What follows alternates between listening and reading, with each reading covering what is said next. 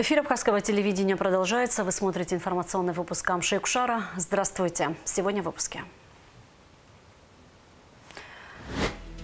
Президент представил активам Ткорчалского и Гудаутского районов новых руководителей. Парламент Абхазии утвердил изменения в закон об общественной палате, новые критерии и процедура отбора. Современные условия для врачей и пациентов. Во второй Сухумской поликлинике ведется ремонт помещений. Администрация Сухума запустила 6 новых троллейбусов на восстановленные маршруты. Президент Бадыр Агунба представил исполняющего обязанности главы администрации Гудаутского района Астамура Аргон. Глава государства поблагодарил бывшего главу администрации Валерия Авицба за работу. Бадыр Агунба пожелал новому руководителю успехов и выразил надежду на то, что совместно с активом района, главами сел, они будут работать на благо жителей района и страны. Астамур Аргун поблагодарил президента за оказанное доверие и выразил надежду на поддержку коллектива. Астамур Аргун – выпускник экономического факультета АГУ, участник Отечественной войны народа Абхазии. С июня 1994 года сотрудник Государственной налоговой службы республики. С 2020 года заместитель начальника инспекции МНС по городу Сухум.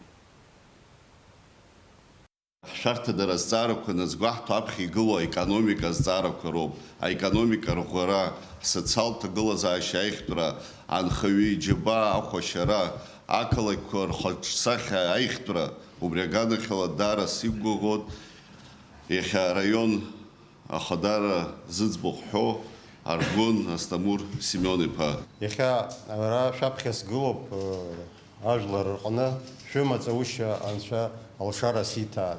Аџьабаа иацу сара еилкааны исымоуп. Агәыӷрақәа ишәымоу шәызымтәагьы аиҳабыра иоума, аиҵбыра иоума, сара еилыскаауеит. Убраҟагьы ҳаидгыланы ҳәо-еибыҭаны еилых ҟамҵакәа ҳусқәа наҳагӡар, алҵшәа ибзианы ишиоуа агәырганы саауп. Активу Ткорчалского района представили нового руководителя Германа Кочарава. Представляя нового главу администрации, президент Бадыр Агунба выразил надежду на его плодотворную работу совместно с коллективом. Глава государства также поблагодарил бывшего руководителя Исидора Дочи за проделанную работу. Герман Кочарава – выпускник агроинженерного факультета АГУ. С 2017 года работал в РУП Черноморэнерго. С 2022 года по настоящее время депутат Народного собрания парламента Республики Абхазия. Арташықәсқәа ирҭагӡаны, иаҳбоит ибзиаӡаны, ақалақь ахаҿра заԥсахо. Иаҳбоит имҩаԥысуа аҩныҵҟа, араион аҩныҵҟа, ақалақь аҩныҵҟа аусқәа. Иазгәасҭарц сҭахуп, аиҳараӡак ари алшарақәа иара араион иамоу алшарақәа роуп. Аҳәынҭқарра аиҳабыра дырзыԥшны ари ауаҩ ҽнакгьы дымтәеит. Шәара шәыжәҩахырны шәивагылан, шәихаҵгылан, иахьа ишәымоу иҟәалҵшәақәа араион аҟны шәара еицышәзеиԥшу аџьабаауп. Исидор Шалоди-иԥа ианықәзаалакгьы аҳәынҭқар амаҵаны утәыз дацәхьаҵуамызт, иахьагьы уи аус инапалакуп. Агәра ганы сыҟоуп, иара убас иагьыҟалон Исидор Шалоди-иԥа имоу иҵегь аԥышәа ҳҳәынҭқар аҟны ахархәара шаиуоу. Акыр иԥсо Ткорчала араион иқәынхо сусқәа инамаданы Кочарава Герман Вячеслав-иԥа хадас ихьыҵәҳәоуп. Герман Вячеслав-иԥа ибзиаӡаны ижәдыруа ауаҩуп, ақалақь иалиааз, ақалақь аҩныҵҟа имҩаԥысуа апроцессқәа ирылахо, иара иԥсҭазаара ашықәс рацәацамкәа, аха иџьабаа маҷӡам. Абра араион аҿы далагт електромонтиорс, абри аетапқәа зегь дырхысны, аԥышәара ду рҳаны, шәыгәрагара рҳаны, иахьа Аԥсынра Аҳәынҭқарратә парламент ҳазны. Ауаажәларратә парламент аҟны шәара шәинтересқәа Ткорчал араион иқәынхо ари интересқәа ахьчара даҿуп. Агәра ганы сыҟоуп Герман Вячеслав-иԥа иаирԥшраны иҟоу алҵшәа ҳаракы арайонки енубалары призабылу. Дачыздыги Герман Вячеславович еще и такчара дука, шужла рымацура астара корча. Иждыр стахоп ера ха программа хагуито актакка район корча инахзо ускуркна творчал абхегылара захо ахацгылара захо районный шыгу. Шаряшап шиза фархазара ябзаруны аторых язанхи творчала фархаза хахез. Табу пашасхо шапхез хорхот. Мадраз Зурабович, хочу поблагодарить вас за оказанное мне доверие.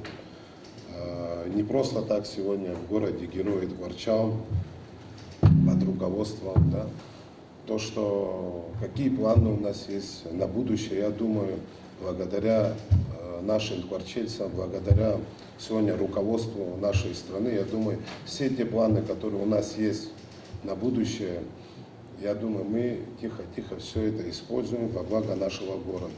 Отдельную благодарность хочу выразить, значит, Исидору Шаводьевичу Дочи. За последнее время вы видите то, что немало сделано для города. Я думаю, мы в этом духе дальше продолжим развивать этот город, и у нас все получится. В единстве наша сила.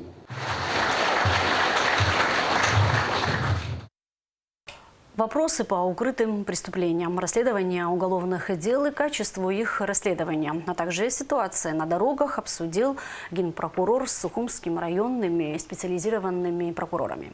Адгурагрба дал указание принять соответствующие меры прокурорского реагирования по всем направлениям деятельности.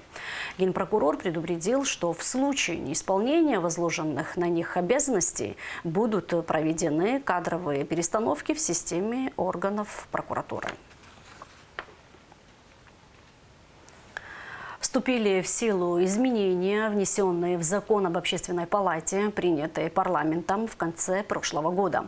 Как известно, срок полномочий действующих членов палаты истекает в марте этого года. О каких изменениях идет речь и каким требованиям должен соответствовать кандидат нового созыва в материале Гугуцы Вардания. Теперь стать членом общественной палаты можно только с 30 лет. Раньше возрастной ценз начинался с 21 года. Кроме того, согласно принятым изменениям, политические партии не смогут представлять свои кандидатуры. Связано, по нашему мнению, это с тем, во-первых, есть мировая практика. Члены общественной палаты должны быть, прежде всего, представители организаций, союзов, там, писателей, творческих союзов, там, союз художников, союз писателей там, и так далее, союз интеллигенции. И должны быть, прежде всего, равноудаленные, должны быть от политики. Мы знаем, везде у нас общество вообще очень сильно политизировано, на всех площадках, везде, поэтому мы для равноудаленности, значит, общественной палаты, мы решили, что партии не имеют права представлять кандидатов в члены общественной палаты. Изменения коснулись и статьи об организации общественного диалога между гражданским обществом и представителями органов государственной власти, а также местного самоуправления. Эта норма расписана по пунктам. Раз в 3 месяца общественная палата инициирует, значит, гражданский диалог с привлечением, значит, представителей власти, с представителями общественных организаций, гражданским обществом, всех, значит, наших граждан, которые так или иначе хотели в этом поучаствовать, и обеспечивает канал, через который какие-то инициативы, мнения граждан могут быть донесены, структурированы до власти. Такую площадку будет предоставлять общественная палата. И нам кажется, это очень важно, потому что и власти будет в целом важно, когда будет мнение граждан доносить. И проблемы какие-то поможет выявить актуальные вопросы, которые существуют в нашем обществе. Изменилась и процедура формирования состава членов общественной палаты. Теперь избранные кандидаты от городов и районов автоматически становятся членами палаты без утверждения другими органами. 35 членов общественной палаты, эта цифра остается. Из них, получается, 13 кандидатов представляет президент. Это так называемая президентская квота. 11 человек представляют районные и городские собрания, и 11 человек – это, значит, представители общественных организаций, которые будут тоже направляться там и будут проходить голосование.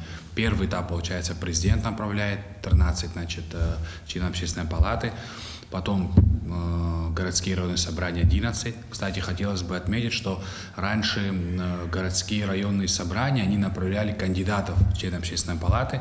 На сегодняшний день мы сделали изменения в законодательстве и дали им возможность направлять уже готовых, выбирать у себя членов общественной палаты голосованием внутри у себя и направлять в общественную палату готовых уже членов общественной палаты. И потом эти 24 члена общественной палаты, они уже выбирают еще 11, которые будут представлены общественными организациями, союзами и так далее. Помимо этого были введены ограничения для людей, больных наркоманией, токсикоманией, алкоголизмом. Этих ограничений до этого не было. Эти ограничения мы тоже ввели. Проект внесения изменений в закон об общественной палате обсуждался на протяжении 2 лет, был принят в декабре 2025 года и уже вступил в силу. И сейчас, конечно, мы усилили роль общественной палаты, но и до этого у них были, конечно, серьезные полномочия. Это такие, как общественная палата может проводить экспертизу важных законопроектов, государственных программ и направлять правительству, их направлять в парламент. Также члены общественной палаты имеют право присутствовать на сессиях парламента, на заседаниях Кабинета министров. Поэтому, мне кажется, этот институт нужно еще больше усилять. В марте 2026 года истекает срок полномочий 7-го созыва Общественной палаты. Впереди формирование нового состава. Гугу Цавардания, Ахрамичба, Абхазское телевидение. Абхазский документальный сериал «Доброволец» номинирован на национальную кинопремию «Герои большой страны». Всего на премию было подано 532 художественных, документальных и анимационных сериала. В число номинантов вошли 55 проектов, лауреатами станут 20 из них. Церемония вручения кинопремии состоится 12 февраля в Национальном центре «Россия». Представительство Россотрудничества в Абхазии объявило конкурс «Наша общая победа», сообщает Минкульт. Конкурс посвящен 81-й годовщине победы в Великой Отечественной войне. Принять участие в разных возрастных группах могут жители республики от 6 до 22 лет. До 15 апреля на конкурс принимаются рисунки, выполненные в любой технике и на любом материале, а также авторские эссе. Регистрация на международный фестиваль молодежи в Екатеринбурге продлится до 30 апреля. Он будет проходить с 11 по 17 сентября в Екатеринбурге. Участниками станут 5000 россиян и 5000 иностранцев, в том числе граждан Абхазии в возрасте от 14 до 35 лет. Подать заявку можно на сайте фестиваля. Абхазия станет частью программы фестиваля. После его завершения в республику и по регионам России отправятся около 1000 иностранцев, которые познакомятся с достопримечательностями, изучат новые для себя культуру и обычаи. Во второй Сухумской поликлинике ведется ремонт помещений. На это столичная администрация заложила необходимые финансовые средства в бюджет 2026 года. Поликлиника обслуживает около 13 000 человек, жителей старого поселка, нового района, Маяка, Кинопроката и Колоса. В ней работает около 50 сотрудников, включая узкопрофильных специалистов и участковых врачей. Во второй Сухумской поликлинике ведется ремонт помещений. На это столичная администрация заложила в бюджет 2026 года финансовые средства. Ход ремонтных работ осмотрели замглавы администрации Сухума Астамур Ашуба, депутаты Сухумского городского собрания Беслан Барганже и Астамур Гемуа. В рамках реализации приоритетных направлений, озвученных президентом в ежегодном послании к парламенту, поручением главы администрации города Сухум и планом управления здравоохранения по развитию городской инфраструктуры здравоохранения начат ремонт Сухумской второй городской поликлиники. Это было многие годы невозможным, но сегодня, наконец, это свершилось. Огромное количество людей, которые хотят помочь поликлинике, остаться не безучастными, в том числе и депутаты городского собрания, избраны по этому округу, и руководитель профильной комиссии. Также хочу отметить коллектив этой поликлиники, который долгие годы работал в ужасных условиях. Хочу поблагодарить их за их труд, терпение. По словам начальника управления здравоохранения Сухума Ирмы Воуба, поликлиника обслуживает около 13 тысяч человек. К ней прикреплены жители Старого поселка, Нового района, Маяка, Кинопроката и Колоса. В помещениях лечебного учреждения давно требовался ремонт, и в нынешнем году администрация Сухума изыскала средства. Поликлиника нуждается уже давно, с послевоенного времени. Она вот в таком плачевном состоянии. И в этом году мы решили именно посвятить этой поликлинике, сделать ремонт косметический и дать условия, комфортные условия уже пациентам и нашим сотрудникам, работникам. Здесь работает довольно-таки молодой коллектив, хорошие специалисты узкого профиля. Эта поликлиника уже так, что она должна была уже давным-давно отремонтирована была бы быть, но не получалось, так как у нас в городе очень много проблем, касающихся ремонтных работ. Во второй Сухумской поликлинике работает около 50 сотрудников, узкопрофильных специалистов, участковых врачей и медработников. Кардиолог Марта Джанба 5 лет работает в поликлинике. Она отметила, что ремонт – долгожданное событие как для сотрудников, так и для пациентов, так как прием будет вестись в комфортных условиях. Наша поликлиника, которая верно служила городу все эти сложные послевоенные годы, наконец обновляется. Исторический момент для нас, можно сказать, рады все. Мы сотрудники и, что самое главное, наши пациенты. Впереди не только ремонт, но и возможность расширения качественной медицинской помощи. Мы говорим большое спасибо администрации города Сухум за то, что они услышали наши нужды и включили этот проект в число важнейших для города. Сквер перед поликлиникой также будет благоустроен на средства столичной администрации. Обновят брусчатку, озеленят и расставят лавочки. На данном этапе произвели обрезку деревьев и кустарников и очистили дорожки со старой плиткой. Людям важно иметь место, где они могут отдохнуть, погулять с детьми, просто посидеть на свежем воздухе. Сейчас, безусловно, мы в начале пути, и нужно все сделать с умом, с пониманием, чтобы учитывалось мнение жителей.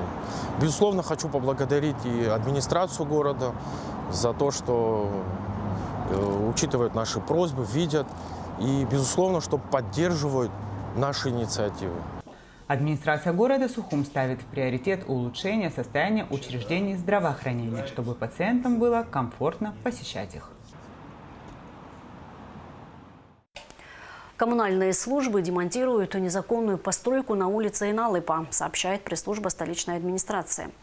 Жители возвели постройку на пешеходной части и в ливневом коллекторе.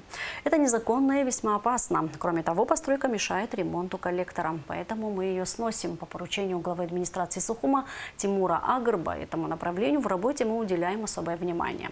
Также будут сноситься поэтапно другие незаконные постройки, сказал замглавы столичной администрации Константин Тарба. В отношении выявленных незаконных объектов в администрации будут приниматься меры, предусмотренные действующим законодательством. Новый троллейбус запустили по маршруту Маяк-Каштаг в Сухуме. Общественный транспорт не ездил по нему около 3 лет из-за нехватки подвижного состава, проблем с подстанциями и сетями. Параллельно новые троллейбусы появились на маршрутах Новый район, Рынок и Старый поселок Рынок. Транспорт – подарок от администрации Санкт-Петербурга. В первый рейс по восстановленному маршруту отправилась Аэлита Арутюня. В наше время тяжело представить жизнь без транспорта, особенно общественного. Он помогает быстрее добраться до необходимого места, например, до работы или университета. Я с самого детства ездил на троллейбусах, и сейчас, когда привезли нам новые троллейбусы, можно так сказать, я думаю, так же, как и я, многие жители Абхазии очень этому рады, и я думаю, многие с нетерпением захотят прокатиться на этом новом троллейбусе, потому что для Абхазии это действительно огромный подарок. Мы как студенты, мы ездим до нашего Абхазского государственного университета, и поэтому нам очень удобно ездить, то есть прямо отсюда. Здесь надо всего лишь подняться, и это не занимает много времени. Неудобно было ждать транспорт с большим интервалом. Это было плохо, конечно, а сейчас чудесно. Спасибо вам за это. Я еду сейчас на рынок. Ну, там, а потом уже домой опять и буду ждать троллейбус. С сегодняшнего дня запускаются 6 новых троллейбусов. По просьбе президента Абхазии эти троллейбусы уже доставляются в республику. Транспорт – подарок от администрации Санкт-Петербурга. На днях автовозом привезут еще 4 троллейбуса. У наших горожан будет возможность вот по старым линиям все эти наши троллейбусы будут курсировать, а со своей стороны начальник троллейбусного парка поработал, значит, делал так, чтобы были возможности у троллейбусов, чтобы они могли курсировать и с нового района, начиная на старый поселок, будут заезжать на Маяк, в Синоп. Для наших горожан это очень удобно будет. Троллейбусами будет удобно пользоваться мамам с колясками, а также людям с ОВЗ. Каждый из них имеет 24 посадочных места. В зимний период времени троллейбусы курсируют с 6 утра до 8 часов вечера, а летом до 9 часов вечера. Сергей Владимирович Кириенко дал импульс хороший, помог в этом деле. После этого еще дорабатывали, значит, администрация города Сухум, Тимур Михайлович Агарба ежедневно занимался вот этими всеми делами. Маршрут «Маяк-Каштаг» не работал больше 3 лет. Аслан Алан, директор троллейбусного управления, отметил, что связано это было с рядом причин. Были проблемы с подстанцией, контактной сетью, нехватки самих подвижных составов. Также директор рассказал, что на каждом маршруте определенное количество троллейбусов. На район рынок около 4 троллейбусов выезжает. Старый поселок рынок 2 троллейбуса. И Маяк-Каштаг планируется вообще до 3-4 выпустить, но в данном этапе будут выходить, вот мы начинаем с 1 троллейбуса, а дальше будем добавлять. И в ближайшее время еще 1 будет выезжать.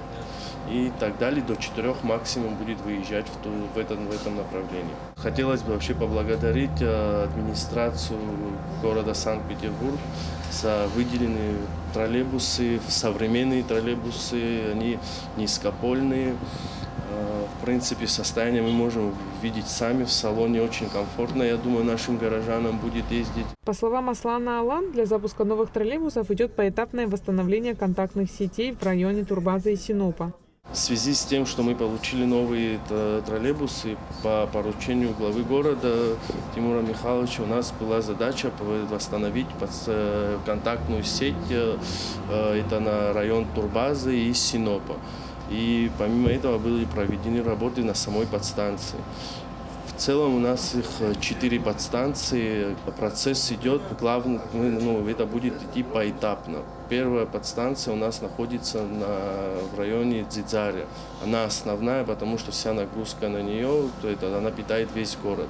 Также для уже функционирующих старых троллейбусов приобретены современные антивандальные сиденья. Аслан Алан добавил, что троллейбусному парку не хватает водителей. Новый персонал готовы обучить, ведь опыт для такой работы не требуется. Напомним, что движение по улице Акиртава вновь будет с выделенной полосой для общественного транспорта. Такое решение принято депутатами СГС после рассмотрения обращения администрации города. Возобновлено движение троллейбусов по маршруту Маяк-Каштаг. Организовать выделенную полосу движения для электрического общественного транспорта на улице Акиртава предлагается временно, до декабря 2027 года. Айлита Арутюнян, Даниил Ханагуа, Абхазское телевидение. Граждане Абхазии, подавшие документы на получение российских водительских удостоверений, могут получить их на федеральной территории Сириус по адресу улица Станиславского, 1А, окно номер 5, сообщил заместитель начальника ГАИ Рауль Хагба. С заявлением о выдаче водительского удостоверения российского образца на основании действительных водительских удостоверений, выданных Министерством внутренних дел Абхазии, можно обратиться в любое подразделение ГИБДД МВД России до 1 апреля 2026 года. А сейчас расскажем о погоде в ближайшие сутки. В четверг, 12 февраля, в Абхазии ожидается переменная облачность без осадков. Температура воздуха ночью 0-2, днем плюс 11-16 градусов. Температура морской воды плюс 9.